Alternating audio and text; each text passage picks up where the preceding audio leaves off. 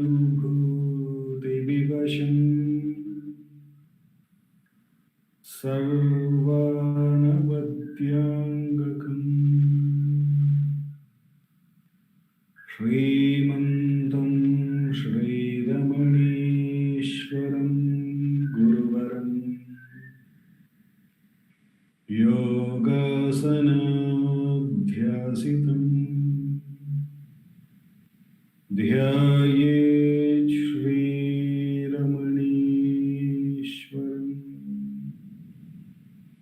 ध्यायेत् श्रीरमणीश्वरम् ध्यायेत् श्रीरमणीश्वरम्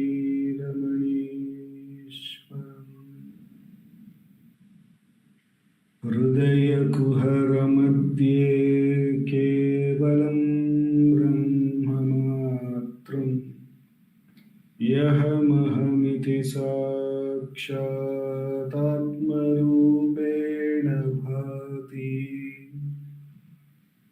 हृदि विषमनसा स्वं चिन्वतामच्युतव पवनचलनरोधा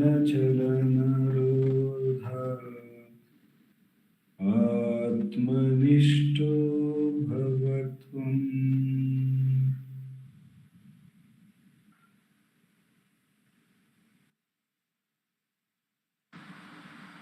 Namo Ramana. Prostrations to Ramana. Shining as a self in all beings. By the immense grace of the self manifest as Ramana. In this class, we would usually be beginning with a meditation on Bhagavan's answers in the book Compilation Self-Enquiry, 1900 to 1950, and Dileep would do the meditation on that, followed by a self-enquiry session, and finally we would have some meditations on verses from Ramana Gita. Today we are reversing the order as I need to travel after that. So we begin today's session with the meditation on verses from Ramana Gita. In these verses from Ramana Gita, we have covered, out of the 18 chapters, we have covered meditations on 5 chapters. The 5th chapter was Science of the Heart. And now we are commencing our meditation on the 6th chapter. The Muni says, Shashtodhyayah Mano Nigrahopayah. The 6th chapter is a chapter on mind control. This is a very significant chapter. Each has its own significance and beauty. And this is a subject which has been dwelt upon by various scriptures, in various methods of spiritual practices, and is often seen as the very goal of spiritual practice. So here we see what Bhagavan is saying about mind control. Nirupya hridayasyavam tattvam tattvavidam varaha manaso nigrahopayam avadadramano munihi. Nirupya hridayasyavam, having described the nature of the heart, having established the nature of the heart, tattvam tattvavidam varaha, he who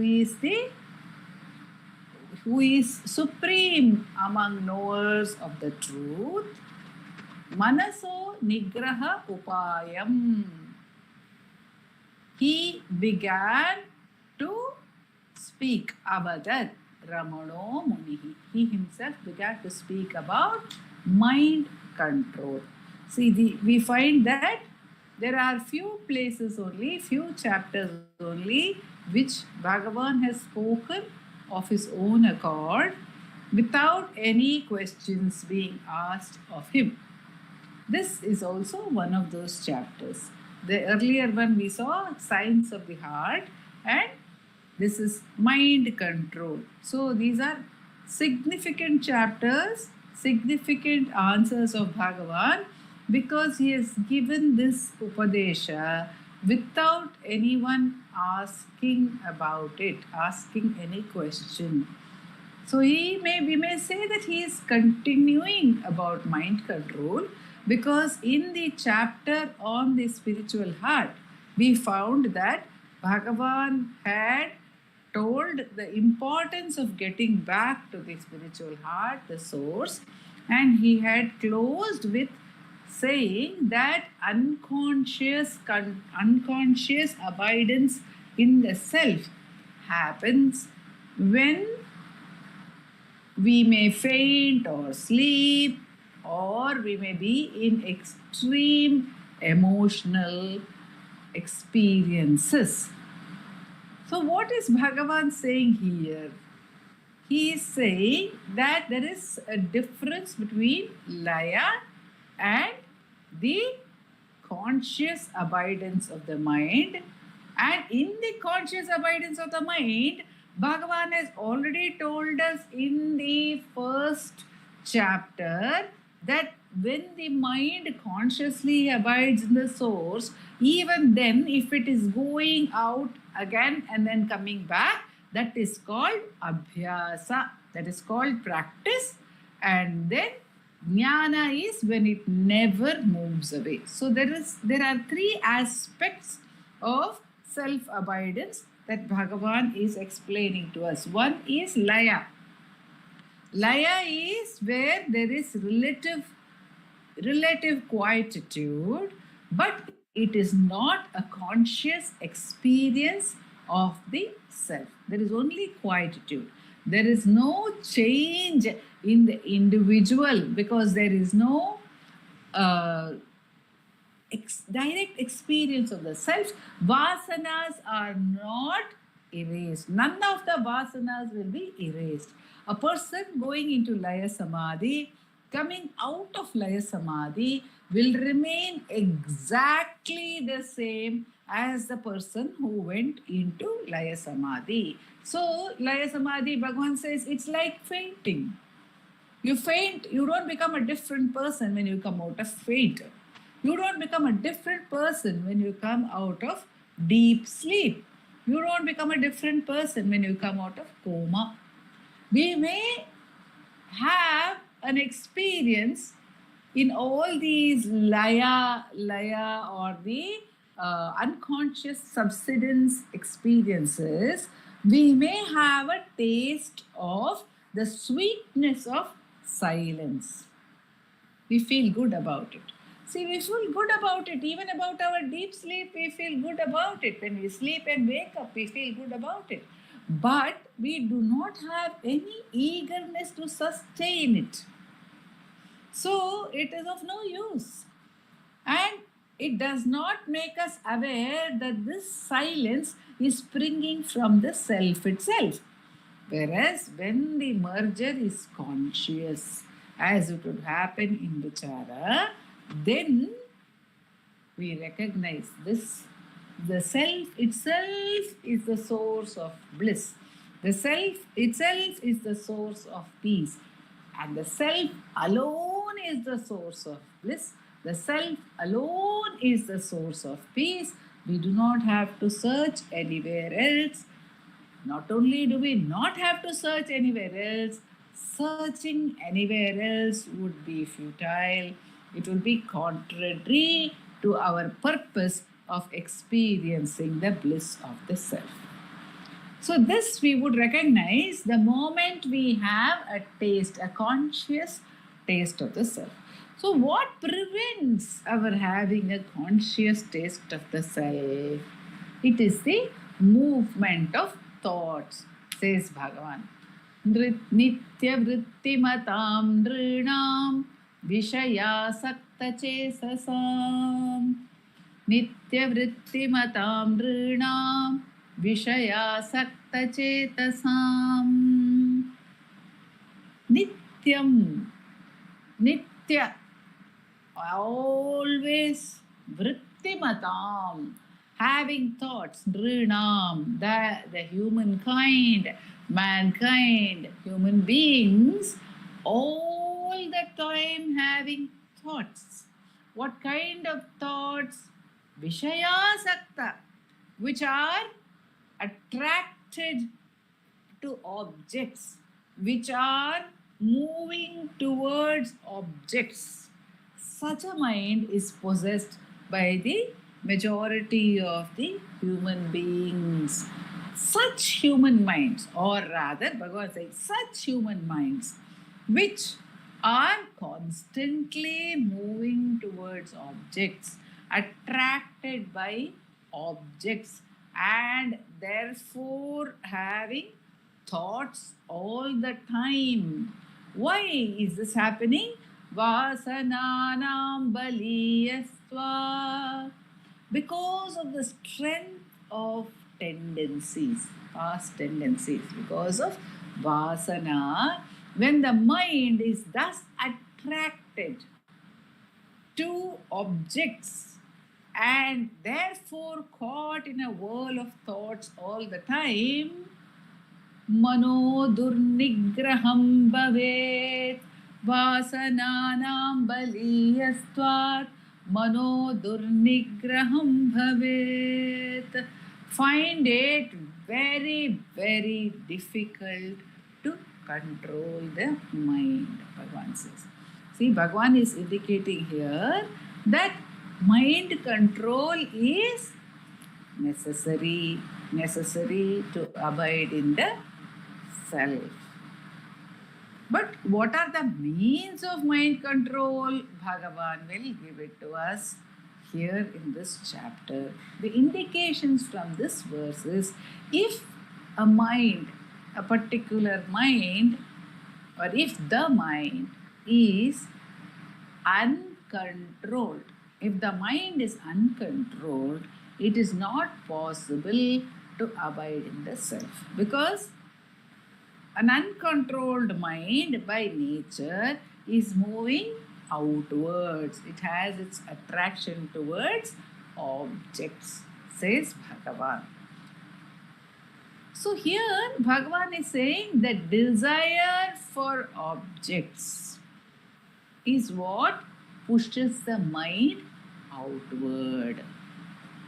If we do not have desire for objects, then the mind is automatically controlled. The mind will be automatically quiet. The mind will not be turbulent if there are no desires for objects. So many traditional paths deal with tackling of desires, cutting off of desires. But how many desires can they keep cutting off one by one by one, when we seem to have millions of desires? And Bhagavan is saying that the desires are being pushed out or becoming apparent because of our latent tendencies. So we see the desire, we do not see the tendency that is backing it, that we cannot even see. So first we have to deal with desires, then we have to deal with latent tendencies, which are not even obvious, which are not even visible. How do we do such a thing? In self-inquiry, Bhagavan says this will happen automatically. Automatically, the latent tendencies will be erased by our questioning the very one for whom these tendencies are. By asking ourselves, who am I? The latent tendencies will slowly be dissolved one by one, even without our realizing it. But then, why is Bhagavan talking about mind control instead of going directly to self inquiry? Because one may assume that it is difficult, it is not impossible, but it would be difficult to do self inquiry with a turbulent mind, with a mind that is strongly desiring objects. There is, of course, a conversation with Annamalai Swami. Annamalai Swami is asked, he was asked, Swami, if one finds self inquiry difficult to do, should one practice other methods? Should one practice mind control before coming to self inquiry? He has a different approach. He says, see, you want to learn how to play the violin. Okay, you want to learn how to play the violin, you go to the teacher, you start playing, you find it's very difficult, it is subtle. Playing the violin is subtle because all the 7 notes or even 2 octaves or 14 notes are within a very small span of the fingers. The notes will be coming one after the other. So you have to be very careful where you place your fingers. It's a subtler instrument. Now if you come to the veena, then the frets are, of course, the veena is a much bigger instrument. So it is farther, each note is farther from another. So you could probably understand, okay, sa is here, then re is a little distant from that, and ga, and so on, it will come. Okay, so it sa starts there, the lower sa starts there, and the higher sa comes down.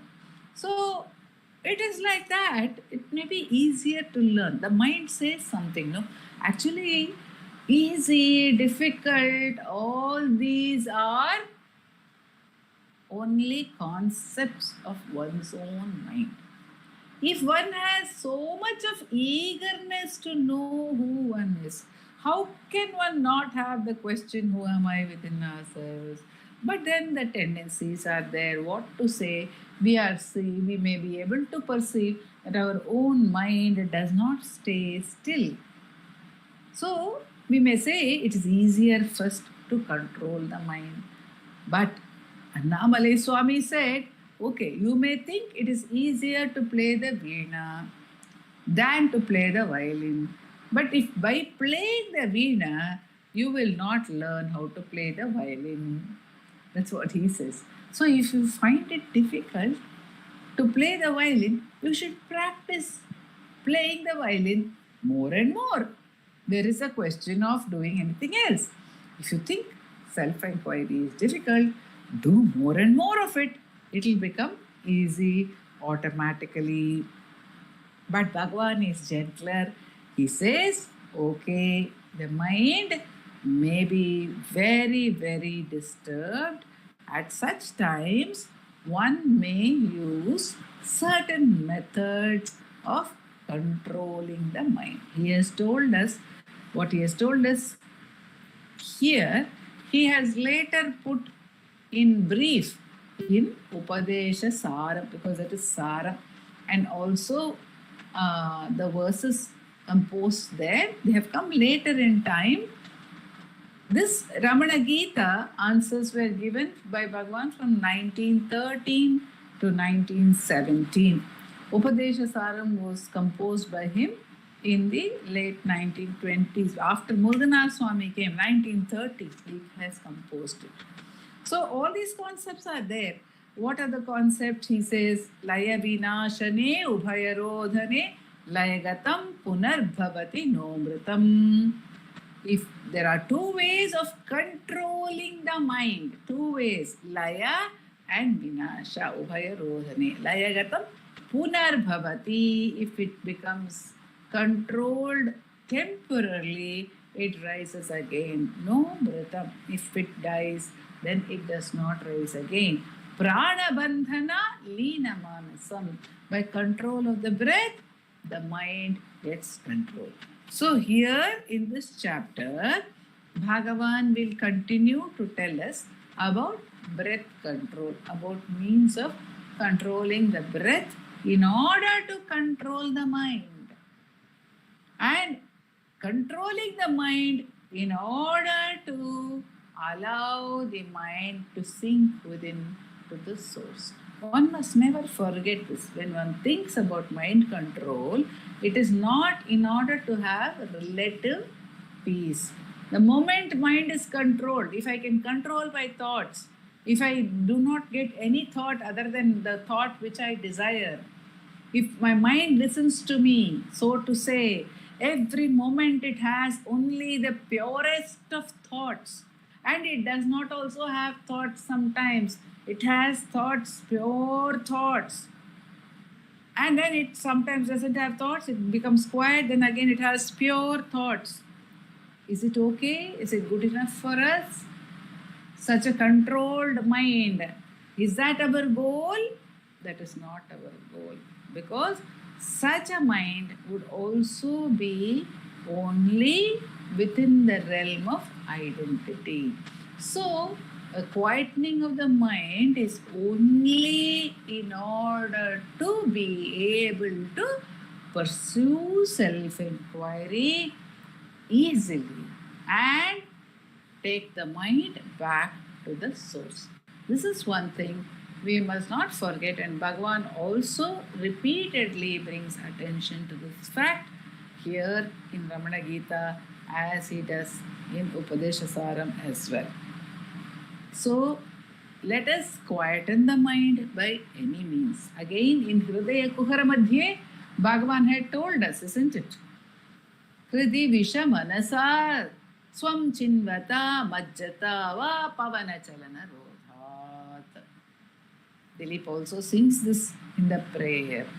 You can do Swam Chinvata, you can do Majjata, you can do Pavana Chalana Rodhat, you can do control of the breath. And in the Tamil translation of that verse, Bhagavan says, sink within holding the breath. So breath control is an important aspect of the sadhana, whether or not we are doing self-inquiry. If we do self-inquiry also, automatic control of the breath will happen. The breath will automatically sink within along with the mind. When the mind sinks within, the breath will sink within. When the breath sinks within also, the mind will sink within. So the nature is not diversed between the mind and the breath. They are both intertwined. But when one allows the mind to sink in, the breath automatically sinks in. One is not conscious of that, and the mind would reach its source. But if one follows breath control and makes the breath sink in, then one has to consciously take the mind within as a next step. One must take the mind back to the source. So the breath control or any other form of control of the mind is in order to help us to do self-inquiry. So now let us move on to the focus on self-inquiry and its practice itself. If we find that we have any difficulty in focusing on self-inquiry, let us come back to Bhagavan's suggestions on breath control. Om Namo Bhagavate Shri Ramana. Over to Dileep for the session on self-inquiry. Namo Ramana. Thank you. Namo Ramana. Before we start the Atma Vicharam, let us listen to Bhagavan's Upadesham and meditate on it by His grace. I will be reading his Upadesham from the book Ramana Answers, Self-Inquiry, 1900 to 1950, a compilation of all the answers given by Bhagavan for the various questions put by many devotees on Atma Vicharam. And the compilation has been done by our founder president, Sri A.R. Natarajan ji. And we have been looking at the question and answers which were put to Bhagavan between 1936 to 1950. And by last week, we saw a devotee asking Bhagavan, like I had to go from Calcutta to Madras and some other places. I have very clear markings. I know the distance. I know the time of arrival. There is nothing as such in this self. So how is one to do? And Bhagavan puts a counter question. Are you, that is okay and so far as the journey is concerned, but how far or divorced you are from the self? And continuing on that, another devotee puts a question here. Are not individuals modification of the self just as ornaments are of gold? There's a question. Are not individuals modifications of the self just as ornaments are of gold? To which Bhagavan says, when a man speaks in terms of ornaments, ignoring their substance gold, he is told that they are gold. But here, the man is conscious and speaks of himself as its modification. Do you remain apart from self, that you speak of yourself as its modification? I repeat Bhagavan's answer. When a man speaks in terms of ornaments, ignoring their substance gold, he is told that they are gold. But here the man is consciousness and speaks of himself as its modification. Do you remain apart from self, that you speak of yourself as its modification? Let's look at that in detail by Bhagavan's grace. See, if I have no idea about what is gold, but I have so many arguments, I take it to somebody and show it to him, and I say, what is this? It glitters, and what is the value of it? That person may say, oh, this is all gold.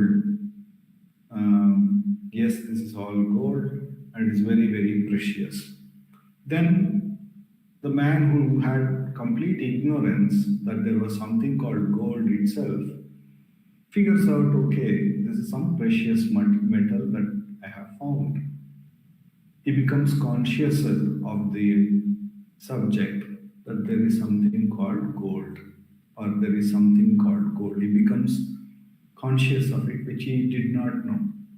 Most often, if you compare this to Atma in the spiritual journey, when we go and we embark on this spiritual journey, we embark because we have identified ourselves with this frame, this body, mind, and there is something which is not keeping us happy in this frame, whatever may be the reason. Something is not giving us contentment with this frame. Then we go to Sadguru.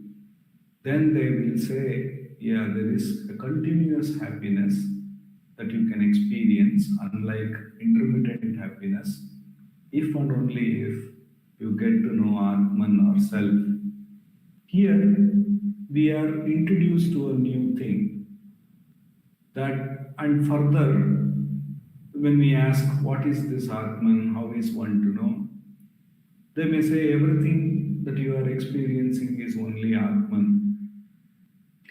He becomes a little conscious of this Atman and says, okay, it is everything that we are experiencing. But here the questioner who is asking is very conscious that he is Atman, but his identification is not with it. His identification is still with the individual, because it is the individual, as an individual he is rising here, to ask Bhagavan a question, is not all this individual self itself.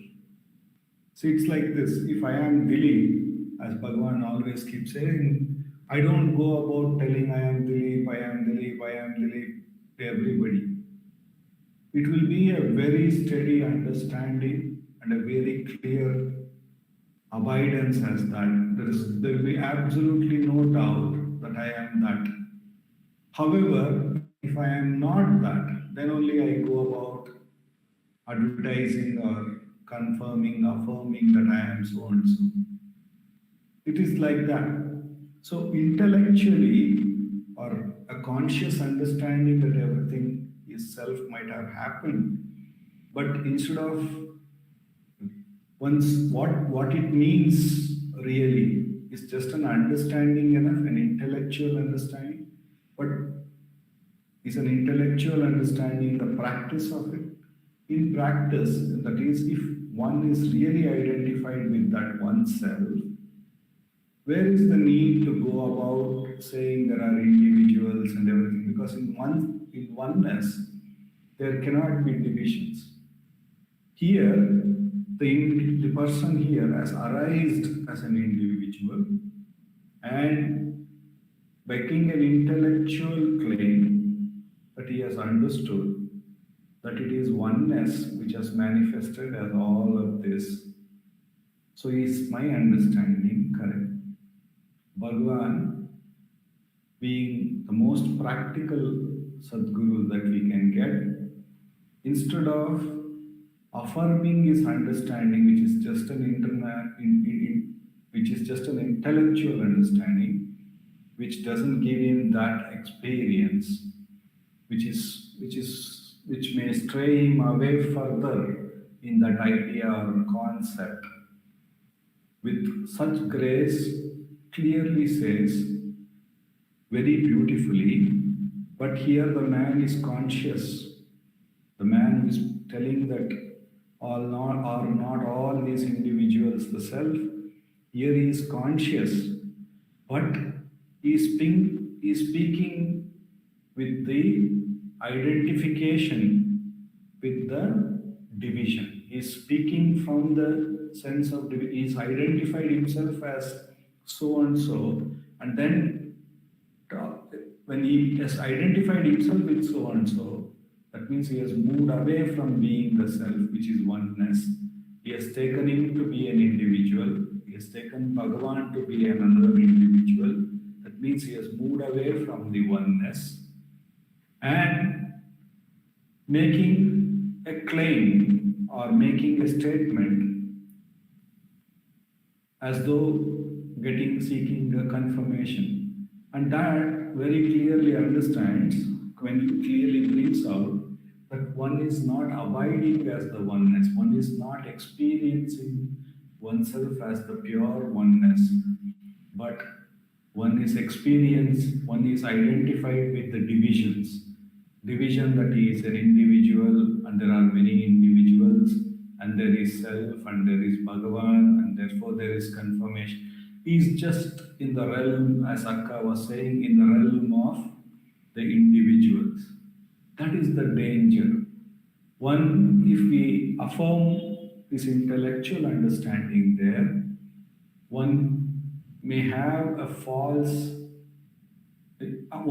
new idea.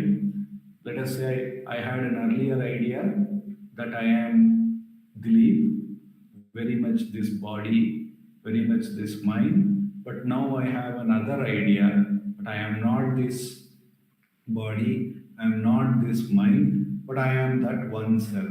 That is again another idea. But in practically, how Bhagavan says that practically one would experience self. Like if one is an individual, Dileep, he doesn't go on claiming that he is Dileep. So if you are really oneself, you will not be seeing any divisions. So until that happens, that means if there are doubts, if there are thoughts, as Akka was saying, if there are desires, if there are objects that we are continuing to pursue, a thought is also an object, then we have created the division. and therefore we are identified with the divided entity. And for that reason, Bhagavan says, whenever a thought rises, no matter whatever is the nature of the thought, it is nothing but an ego. It is nothing but a division, an idea of division which has sprung up where absolutely no division is. It's a false phantom idea of division. So immediately Bhagavan asks us to inquire, to whom is this thought? Who am I? The moment we say whom, I will come, it is for me, and the first and the foremost division. And Bhagavan asks us to inquire, who am I? And by the very questioning of it and tracing it, that the idea of I, the individual, back to its source, then and there we see that there is only the pure self. And instead of, since one is already that, if one tries to identify with a division, give any reality to the I, to the thoughts and the divisions and everything, one has moved into the realm of individual and a phantom realm. And staying in that phantom realm, if one is making any claim, whether it is spiritual or not spiritual, one is in the realm of limitations and one is bound to experience the ups and downs. And Bhagavan, being the true liberator that he is, asks us, brings us back our attention to that consciousness, but not to the ideas, not to the thoughts. He asks here, the person here, that don't identify with the modifications. If you are saying there is always a consciousness associated with every modifications, identify only with the consciousness. The modifications are temporary in nature. A new idea has come because you are in front of, you say that you are in front, you have identified that you are there, Bhagavan is there, Bhagavan is knowledgeable, and therefore a new idea has sprung. Now instead of remaining, when that idea sprung, there was you were conscious of the idea springing, but instead of remaining as the consciousness, you gave reality that you are a person and then Bhagavan is another person, and then you wanted to have this conversation, moved away from being conscious, which is your absolute real nature. Instead of being in that one self, you are now moved away into an individual idea, and therefore that modification is not the real knowledge. It is still ignorance. So Bhagavan, by putting the question, by making that person by not giving an answer, but asking him to see the error that he is making, he is reminding him to get back to the self. So Bhagavan finally says, do you remain apart from the self, that you speak of yourself as its modification? Even when the modification is considered to be real, if everything is the self, then why are you considering yourself as a separate person? And why is there an idea that you can rise apart from gold and claim that you are gold? That is what is Bhagavan putting a question. When you are gold, you don't go about claiming. If you are claiming, that means you have stood apart from being a gold as something else and trying to claim. So Bhagavan very beautifully, through inquiry, brings out the error that comes up in the realm of knowing, but in steady abidance in the self. Therefore, through inquiry and clear understanding that one is always the self, one is always that pure being consciousness itself. But any object whatsoever we attend to That means that a desire to move to the object has arisen, the division, the one who wants to attend has arisen, the divisions have arisen, and that is going to not make us be in the self. In the sense, it makes us seemingly move away from the self. Not really move away, seemingly move away, because that idea is also a phantom idea. And by inquiry alone, we drop the idea and get back to that one self, that which alone is. Therefore, Bhagavan has given us this Atma Vichara to get back to our own nature. So it is not even getting back, it is more like dropping away all the modifications, as Bhagavan says. If the modifications are dropped or not entertained, the self alone is, and the modifications rise in the form of thought, and Bhagavan asks us to diligently inquire every thought to ensure that we don't get carried away by the modifications, but turn the attention back to the consciousness which was aware of the modifications, even when the modifications raised and stood. The immense grace of Bhagavan, with which alone we have come to this most direct path. For the next 20 minutes, let us do Atma Vichara.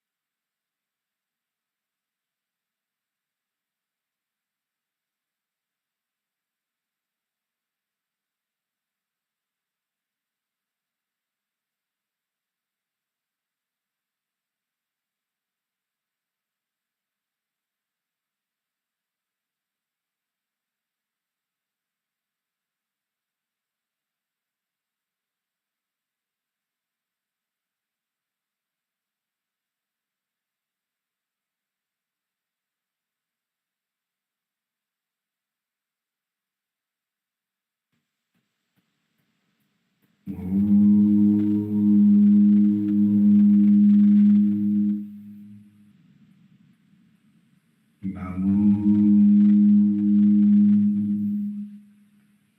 Bhagavate Sri Ramanaya.